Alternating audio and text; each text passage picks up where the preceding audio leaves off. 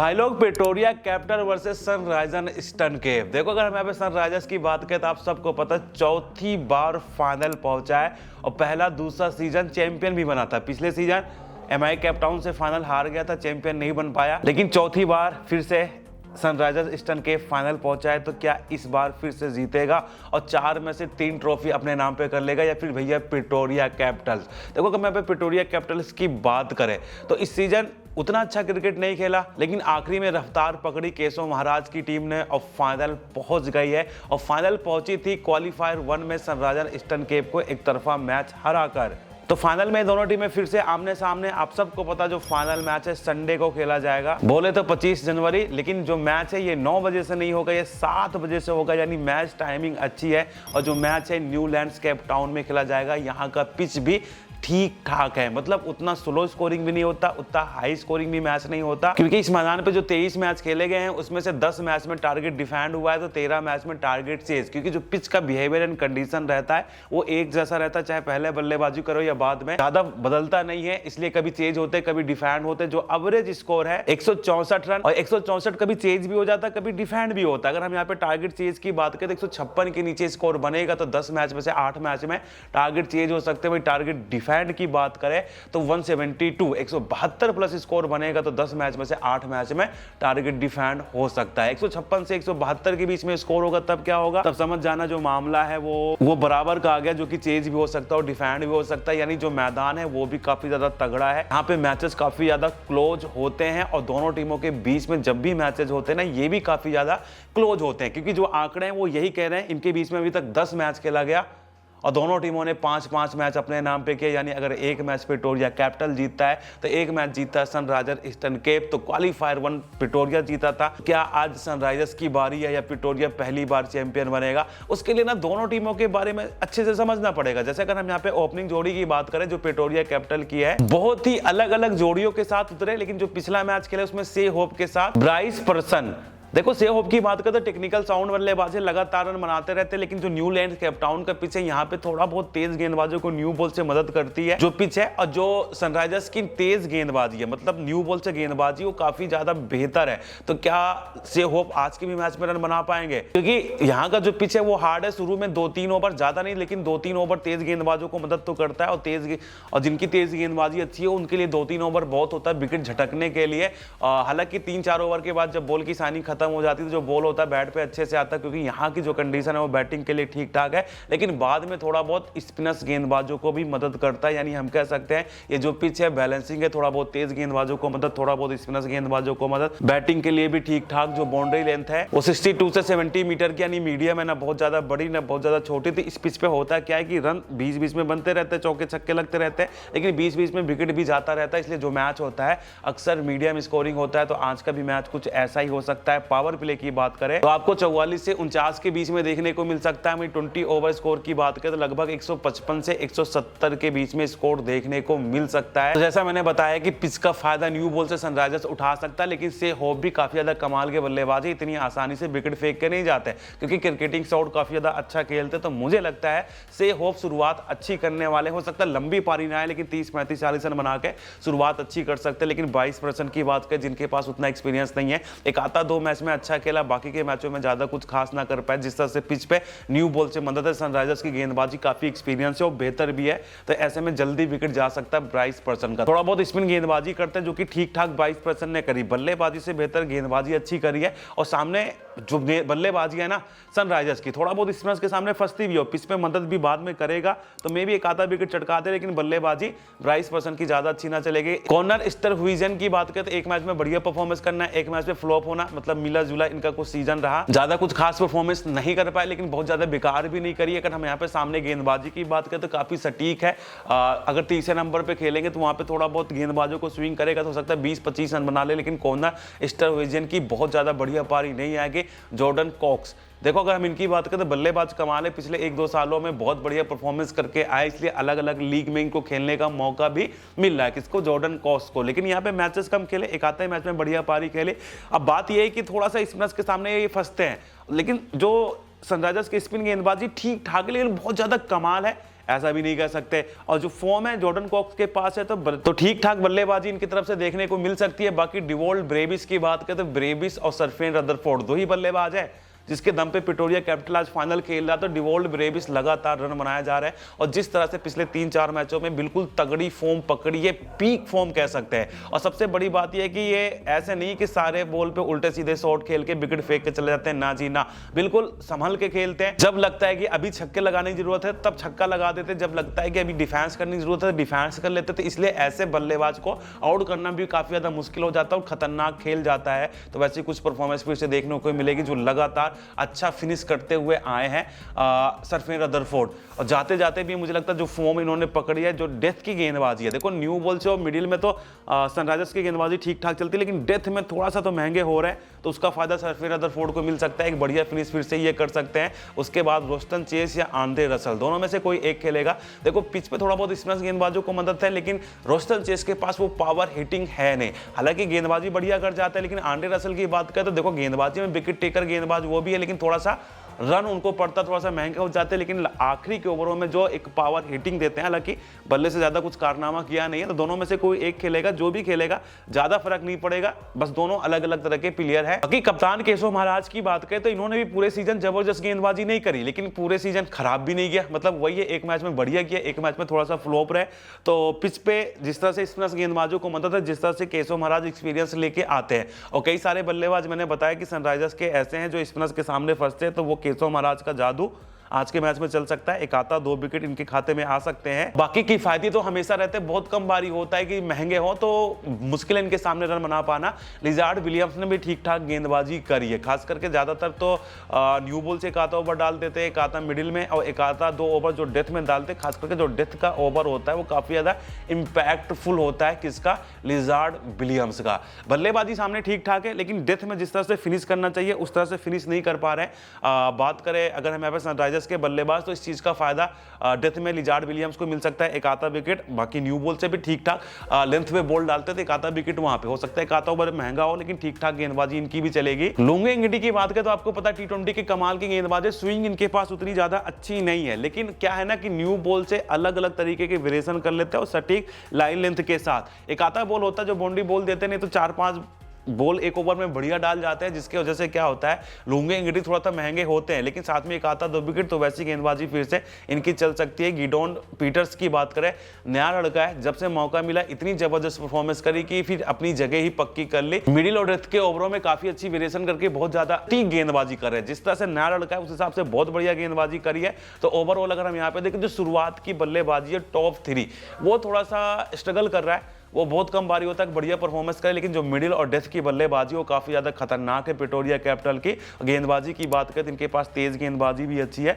Spin गेंदबाजी भी ठीक ठाक है। दूसरी तरफ अगर मैं यहाँ पे सनराइजर्स ईस्टर्न केप की बात करें तो जॉनी ब्रेस्टो के साथ क्विंटन डिकॉक ओपन करने आ रहे हैं। दोनों के पास जो फॉर्म है ठीक ठाक है, खास करके क्विंटन डिकॉक, और क्विंटन डिकॉक MI केपटाउन के मैदान पे अक्सर ठीक ठाक परफॉर्मेंस कर भी जाते हैं, क्योंकि ऐसी पिचों पे जहां पे शुरू से कंडीशन स्लो नहीं होती वहां पे बढ़िया रन बनाते हैं। हाँ, जब स्पिनर्स का आगमन होगा तब थोड़ा सा फंसते हैं। स्पिनर्स के सामने क्विंटन डिकॉक भी बनते हैं, लेकिन तेज गेंदबाजों को अच्छा खेलते हैं, तो शुरुआत 40-50 रन बना के अच्छी कर सकते हैं क्विंटन डिकॉक, लेकिन बाद में विकेट जा सकता है। जॉनी ब्रेस्टो की बात करें, एक मैच में चलना, एक मैच में फ्लॉप होना। हालांकि मुझे याद आ रहा सनराइजर्स के सामने एक मैच में फ्लॉप हुआ है, एक मैच लेकिन ऐसा आता है जहां पे जबरदस्त पारी खेले थे, केशव महाराज को एक ओवर में 32 बना दिया था।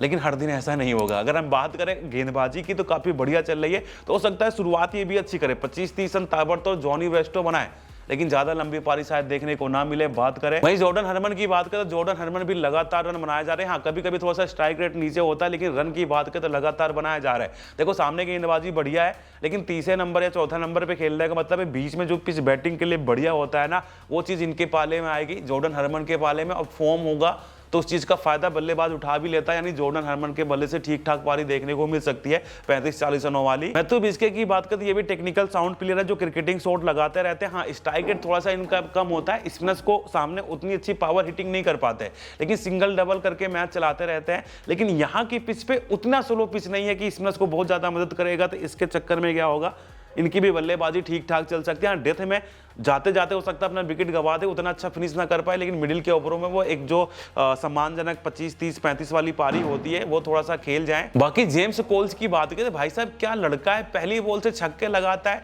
एक मैच में मुझे याद आता है कि क्रिस ग्रीन और पता नहीं कैसे किसके किसके पहले इनको भेज दिया गया था, कप्तानी थोड़ा सा तीसरा स्तर नहीं कर पा रहे, क्योंकि तीसरा स्तर की जो फॉर्म है ना वो खुद ही खराब है, बड़ी मुश्किल से बाउंड्री लगा पा रहे, नहीं तो सिर्फ सिंगल सिंगल सिंगल और सिंगल सिंगल से काम बनता नहीं है, क्योंकि ये प्रेटोरिया की डेप्थ की और मिडिल की गेंदबाजी बढ़िया है। तो तीसरा स्तर का जो फॉर्म है बल्ले से वो फिर से आउट ऑफ फॉर्म ही जाएंगे, मुझे नहीं लगता ज़्यादा कुछ खास पारी करने वाला है। लेकिन जेम्स कोल्स की बात करें तो लड़के के अंदर पावर हिटिंग है, फिर चाहे स्पिनर्स गेंदबाज हो, स्लोवर गेंदबाज हो, बड़े आराम से बाउंड्री के बाहर छक्के लगा दे रहे, तो एक बढ़िया फिनिश करते हुए इनके बल्ले से दिखेगा। और जिस तरह से पिच पे स्पिनर्स गेंदबाजों को मदद है ना, और सामने कई सारे बल्लेबाज हैं जो स्पिनर्स के सामने उधर भी फंसते हैं, प्रेटोरिया कैपिटल में थे काता विकेट, यानी जेम्स कोल की ऑलराउंडर परफॉर्मेंस आ सकती है। मार्को यानसन की जो बल्लेबाजी सीजन 81 मैच में चली है, बाकी के मैचों में स्ट्रगल किया है। डेथ की गेंदबाजी प्रेटोरिया की अच्छी है, फॉर्म मार्को यानसन के पास बल्ले से है नहीं, तो बल्लेबाजी शायद अच्छी ना कर पाए, लेकिन गेंदबाजी की बात करें तो गेंदबाजी इनकी बढ़िया चलने वाली है। उसके कई रीजन है, खास करके न्यू बॉल से, क्योंकि न्यू बॉल से यहाँ की पिच पे थोड़ा बहुत स्विंग है, जहां पे थोड़ा बहुत स्विंग होता है वहां पे मार्को यानसन को खेलना मुश्किल हो जाता है। और शुरुआत की जो बल्लेबाजी प्रेटोरिया की स्ट्रगल कर रही है, काता विकेट वहां पे, और डेथ में भी काफी जबरदस्त गेंदबाजी करके जाते हैं। मतलब सनराइजर्स को जब भी विकेट चाहिए होता है, मार्को यानसन को याद करते तो डेथ में भी मतलब पिच की कंडीशन थोड़ा सा स्लो होती थी, वेरिएशन भी अच्छी करते थे, काता विकेट वहां पे यानसन के खाते में 2-3 विकेट आ सकता, हो सकता है बल्ले से रन ना बना पाए, लेकिन गेंदबाजी बहुत अच्छी करने वाले हैं। क्रिस ग्रीन की बात करें तो देखो क्रिस ग्रीन थोड़ा सा स्ट्रगल कर रहे हैं, विकेट तो एक आता निकाल लेते, कभी वो भी नहीं मिलता है, लेकिन जिस तरह से गेंदबाजी करते हैं ना सीधी सीधी, बल्लेबाजों को थोड़ा सा मौका मिल जाता है रन बनाने का। मतलब जिन पिचों पे स्पिनर्स गेंदबाजों को मदद रहती है वहां पे भी मतलब क्योंकि थोड़ा सा गति के साथ गेंदबाजी करते तो उतना इंपैक्ट नहीं डाल पाते, तो आज भी मुझे नहीं लगता उतना इंपैक्ट डाल पाएंगे। हो सकता है गलती से काता विकेट मिल जाए, लेकिन थोड़ा सा रन पड़ेगा इनको। हाँ, बल्लेबाजी भी थोड़ी बहुत कर लेते हैं, लेकिन डेथ में प्रेटोरिया की गेंदबाजी अच्छी, तो रन बना पाना मुश्किल है इनका। लेकिन सिमरन मुथुस्वामी की बात करें तो जबरदस्त गेंदबाजी कर रहे हैं, लगातार किफायती भी हो रहे हैं, विकेट भी चटका रहे हैं। देखो इनके सामने रन बनाना इतना ज्यादा आसान नहीं होता, क्योंकि जो टप्पा अपना होता है ना स्टंप के आसपास, उसको छोड़ते नहीं है। अगर आपको रन बनाने जाना है तो रिस्क लेना पड़ेगा, और इस पिच पे स्पिनर्स गेंदबाजों को मदद है। अगर आप रिस्क लेंगे तो सिमरन मुथुस्वामी के खाते में 1-2 विकेट आ सकते हैं, यानी गेंदबाजी इनकी बढ़िया चलेगी। बाकी आनिस नोकिया लगातार जबरदस्त गेंदबाजी कर रहे हैं, चाहे फिर वो मिडिल के ओवरों में या डेथ के ओवरों में, गति है गति के साथ। लेकिन जब कोई गेंदबाज वेरिएशन बहुत ज्यादा अच्छी करता है ना, तो बल्लेबाजों को दिक्कत होती है। तो प्रेटोरिया के बल्लेबाजों को आनिस नोकिया से दिक्कत हो सकती है, 1-2 विकेट इनके भी खाते में आ सकते हैं। लुथोसिप आमला की बात करें तो कभी साउथ अफ्रीका के लिए खेल जाते, कभी कभी लीग में पूरे मैचेस खेलने का मौका नहीं मिलता, हालांकि ये मैच खेल सकते हैं, लेकिन जब भी खेले 1-आधा मैच में बढ़िया गेंदबाजी करी लुथोसिप आमला ने, 1-आधा मैच में उतनी अच्छी ना करी। देखो सिर्फ वेरिएशन करते हैं, लेकिन सिर्फ वेरिएशन से बात बनती नहीं है, क्योंकि मिडिल और डेथ के ओवरों में सिर्फ वेरिएशन करने जाएंगे तो जो पावर हिटिंग है प्रेटोरिया कैपिटल के पास, उसमें 1-आधा विकेट हो सकता है डेथ में चटका भी ले, लेकिन 4-5 छक्के भी खा जाएंगे, यानी महंगे होंगे। तो ओवरऑल सनराइजर्स ईस्टर्न केप की बात करें तो इनकी भी जो टीम है ना, 2-3 प्लेयर ऐसे हैं जो लग रहा है कि मतलब थोड़ा सा अच्छा नहीं कर पा रहे, नहीं तो बल्लेबाजी और गेंदबाजी चाहे वो तेज हो या स्पिन, वो भी काफी ज्यादा बैलेंसिंग नजर आ रही है, तभी यहां तक का फाइनल में पहुंची है। तो अगर दोनों टीमों का कंपैरिजन करें तो देखने में जो सनराइजर्स की टीम है वो ज्यादा खतरनाक नजर आ रही है, लेकिन परफॉर्मेंस की बात करें तो प्रेटोरिया कैपिटल सनराइजर्स से खराब परफॉर्मेंस नहीं कर रहा है। ये तो दोनों टीमों की कहानी होगी। तो अब इस टीम के साथ इस पिच का ज्यादा फायदा कौन सी टीम ज्यादा अच्छे से उठाएगी और जो मैच होगा अपने नाम पे कर जाएगी, चलो मैं आपको बताता हूं। बस उससे पहले आपको मेरा टेलीग्राम ज्वाइन करना चाहिए, क्योंकि टेलीग्राम पे हम जिस टीम को बोलते हैं ना कि ये टीम मैच जीत सकती है, तो लगभग वो टीम मैच जीत जाती है। जिस ओवर में बोलता हूँ विकेट जा सकते हैं, लगभग उसके आसपास विकेट चले जाते हैं। 5, 10, 15 ओवरों में जितने रन बोलता हूँ बन सकते हैं, लगभग उसके आसपास रन बनते थे। इतनी जबरदस्त अपडेट सिर्फ मेरे टेलीग्राम पे मिलेगी, जिसकी लिंक मिल जाएगी वीडियो के डिस्क्रिप्शन में, तो एक बार आपको ज्वाइन जरूर करना है। तो अभी मैच पे वापस आए, देखो अगर हम यहाँ की पिच के हिसाब से दोनों टीमों की बात करें तो दोनों के पास काफी ज्यादा बेहतर टीम है। देखो ओपनिंग जोड़ी की बात करें तो ओपनिंग जोड़ी में तो आप कह सकते हैं सनराइजर्स के पास इस पिच के हिसाब से ज्यादा बेहतर ओपनिंग जोड़ी है। बल्लेबाजी में गेंदबाजी की बात करें तो गेंदबाजी दोनों के पास ठीक ठाक है, लेकिन बढ़िया बल्लेबाजी होने की वजह से न्यू बॉल से फायदा किसको मिल जाएगा? सनराइजर्स ईस्टर्न केप को। मिडिल ऑर्डर बल्लेबाजी की बात करें तो यहाँ पे भी जो दोनों की बल्लेबाजी है ना बिल्कुल परफेक्ट है। गेंदबाजी की बात करें तो गेंदबाजी भी दोनों के परफेक्ट है इस पिच के हिसाब से, तो मिडिल में जो मामला है वो बराबर का रहने वाला है। और डेथ की बल्लेबाजी की बात करें तो डेथ में भी जो बल्लेबाजी है ना दोनों की बिल्कुल बढ़िया है, लेकिन गेंदबाजी की बात करें तो गेंदबाजी पता है डेथ में किसकी बढ़िया है? प्रेटोरिया कैपिटल की ज्यादा बेहतर है सनराइजर्स के मुकाबले। तो डेथ में बढ़िया गेंदबाजी होने की वजह से पिच ज़्यादा फेवर किसको कर जाएगा, प्रिटोरिया कैपिटल को। तो कहीं पे अगर सनराइजर्स पिच से फायदा उठा रहा है न्यू बॉल से, तो डेथ में फायदा कौन उठा रहा है, प्रिटोरिया कैपिटल। तो इसलिए इस पिच के हिसाब से दोनों के पास बैलेंसिंग टीम है, तो जो मैच होगा वो तो तगड़ा होगा, लड़ाई बराबर की होगी, क्योंकि इस मैदान के आंकड़े भी यही कह रहे हैं। प्रिटोरिया की बात करें तो 4 मैच खेला इस मैदान पे, 3 जीता 1 हारा, मतलब इस मैदान पे मैचेस काफी जीतता है, जबकि इनका होम घर नहीं है, कंडीशन नहीं है। वहीं सनराइजर्स की बात करें तो इन्होंने भी 6 मैच खेला, 4 जीते 2 हारे। तो सनराइजर्स की भी जो परफॉर्मेंस है इस मैदान पे काफी ज्यादा बढ़िया है। मतलब इस मैदान पे प्रिटोरिया भी लगातार मैचेस जीतता है, एमआई न्यूलैंड्स केप टाउन के मैदान पे, और सनराइजर्स भी इस मैदान पे लगातार मैचेस जीतता है। तो ये दोनों टीमें इस मैदान पे पहली बार आमने सामने होगी, तो दोनों टीमें इस मैदान पे जबरदस्त खेलती है। किधर जाएगा मैच, वहीं अगर यहाँ पे लास्ट 6 मैच के भी यहाँ पे कंपैरिजन करें तो जो प्रिटोरिया कैपिटल है ने 5 मैच जीता, बस 1 हारा, बहुत बढ़िया खेल रहा। लेकिन सनराइजर्स की बात करें तो आखिरी के 6 मैच में 3 जीते 3 हारे, मतलब 1 जीत रहे हैं तो 1 मैच हार भी रहे। 174 का बल्लेबाजी एवरेज किसका है, सनराइजर्स का, 166 का प्रिटोरिया का। तो बल्लेबाजी में थोड़ा सा जो सनराइजर्स है ना, प्रिटोरिया से बेहतर नजर आ रहा है। लेकिन गेंदबाजी एवरेज की बात करें 8.03 किसका है, प्रिटोरिया का, और 7.00 किसका, सनराइजर्स का। तो अगर हम यहाँ पे गेंदबाजी एवरेज की बात करें तो ये भी सनराइजर्स का ज्यादा बेहतर है। लेकिन रिजल्ट की बात करें तो रिजल्ट प्रिटोरिया का ज्यादा बेहतर है। ऐसा क्यों, क्योंकि प्रिटोरिया पिछले 3-4 मैचों में जो बल्लेबाजी गेंदबाजी करी है ना, जैसे कई मैचों में, एक मैच में तो मुझे याद आता है 5 रन पे 7 विकेट गिर गए थे, मैंने बोला था यहाँ से प्रिटोरिया जीतेगा, मैच जीत गया। एक मैच में और ऐसा होता है कि बहुत कम स्कोर बनाया होता है, मैंने बोला कि प्रिटोरिया डिफेंड करेगा, डिफेंड कर लेता है। मतलब पिछले 3-4 मैचों में जिस तरह से गेंदबाजी करी है, जिस तरह से बल्लेबाजी करी है, उसके हिसाब से ये लगातार मैचेस जीतते चले गए। भले ही जो सनराइजर्स ईस्टर्न केप है उससे बल्लेबाजी और गेंदबाजी थोड़ा सा खराब दिख रही है। तो आज के मैच में क्या होगा, देखो अगर हम यहाँ पे एक्सपीरियंस की बात करें, बड़े प्लेयर की बात करें या ज्यादा बेहतर टीम की बात करें, तो वो सनराइजर्स ईस्टर्न केप के पास है। लेकिन अगर हम बात करें करंट परफॉर्मेंस की, या वन मैन आर्मी करके कोई आता है मैच जिता जाता है, तो वो प्रिटोरिया कैपिटल के पास में प्लेयर्स हैं। तो इसलिए हम कह सकते हैं मामला बराबर का है, 50% प्रिटोरिया कैपिटल्स के जीतने के चांसेस नजर आ रहे हैं और 50% सनराइजर्स ईस्टर्न केप के। लेकिन देखो मैं अपनी बात करूं तो प्रिटोरिया कैपिटल ने पिछले 3-4-5 मैचों में जिस तरह से हारे मैच जीते हैं, जिस तरह से बिल्कुल कोई एक आता 2-3 प्लेयर आता और मैच पलट के चला जाता है, तो मुझे लगता है फाइनल मैच में भी कुछ ऐसा ही होने वाला है। और जो मेरा ओपिनियन है उसके हिसाब से प्रिटोरिया कैपिटल आज का मैच अपने नाम पे कर सकता है। आपका ओपिनियन क्या कह रहा है कमेंट करके जरूर बताएं, और साथ में टेलीग्राम ज्वाइन करना बिल्कुल भी ना भूलें, क्योंकि देखो टेलीग्राम पे हम जिस टीम को बोलते हैं ना कि ये टीम मैच जीत सकती है, तो लगभग वो टीम मैच जीत जाती है। जिस ओवर में बोलता हूँ विकेट जा सकते हैं, लगभग उसके आसपास विकेट चले जाते हैं। 5, 10, 15 ओवरों में जितने रन बोलता हूँ बन सकते हैं, लगभग उसके आसपास रन बनते हैं। तो इतनी जबरदस्त अपडेट आपको सिर्फ मेरे टेलीग्राम पे मिलेगी, तो यकीन नहीं है तो आपको एक बार डिस्क्रिप्शन में जाना चाहिए, जहाँ पे टेलीग्राम की लिंक मिलेगी, एक बार ज्वाइन करना चाहिए। ज्वाइन करने के बाद आपको पता चलेगा यार इतना जबरदस्त टेलीग्राम पहले क्यों नहीं मिला। कोई बात नहीं, जब जागो तभी सवेरा। बाकी मिलते हैं अगली वीडियो में अगले मैच की बढ़िया वाली एनालिसिस के साथ, तब तक के लिए गॉड ब्लेस यू।